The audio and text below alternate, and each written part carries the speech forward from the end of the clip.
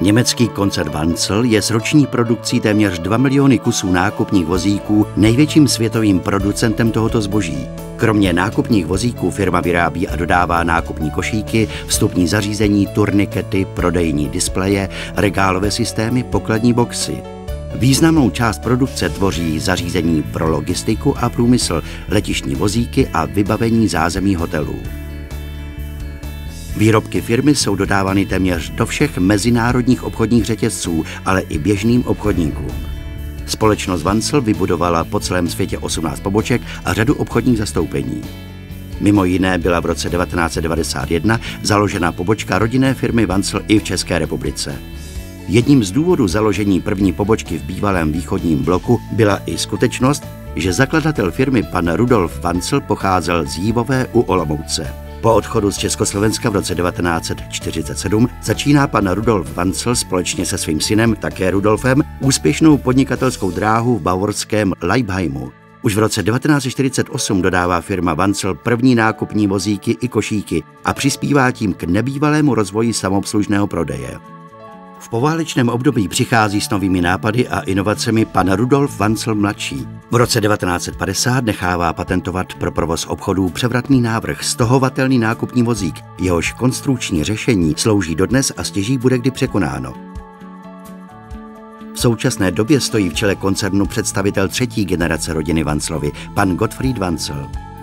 Změna režimu ve východní Evropě umožnila v roce 1991 založení pobočky v České republice. Již v roce 1994 započala výstavba vlastní budovy s obchodním zastoupením v Hněvotíně u Olomouce. Ta se stala později základem pro další výstavbu výrobního závodu.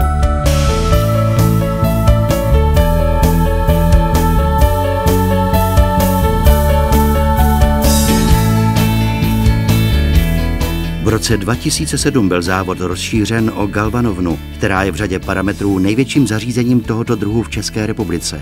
Provoz splňuje velmi přísné ekologické požadavky a je maximálně šetrný k životnímu prostředí. Další krok směrem k udržitelnému rozvoji je projekt revitalizace. Použité nákupní vozíky jsou kompletně demontovány, opotřebované komponenty jsou nahrazeny novými a vozíky jsou pozinkovány. Výsledkem je vozík s užitnými vlastnostmi blízkými novému výrobku. Veškerý odpad je odborně roztříděn a recyklován.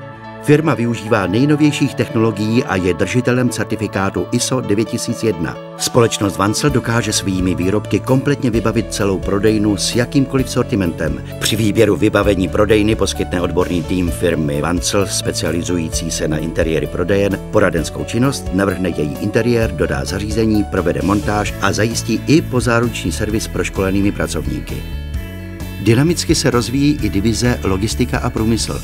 Přepravní a skladové kontejnery, paletové nástavce, vychystávací vozíky, paletové podvozky, transportní vozíky a řada dalších výrobků komplexně řeší logistické požadavky firem. Vedení společnosti, obchodní oddělení, servis, výroba i ostatní zaměstnanci firmy Wanzel v Hněvotíně, ale i v obchodní kanceláři v Praze a v pobočce na Slovensku v Seredi se snaží s maximálním nasazením plnit každodenní náročné požadavky zákazníků.